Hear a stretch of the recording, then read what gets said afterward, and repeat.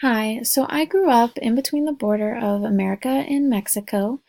It was closer to El Paso, closer to the border, so that travel was easier, and my parents worked in El Paso, so that was great.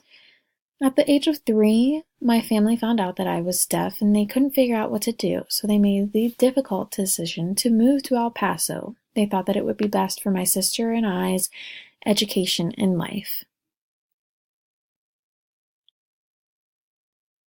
My dad really had to uproot his life. And I know that I'm not the only one with this type of story. There are so many people with the similar story as mine.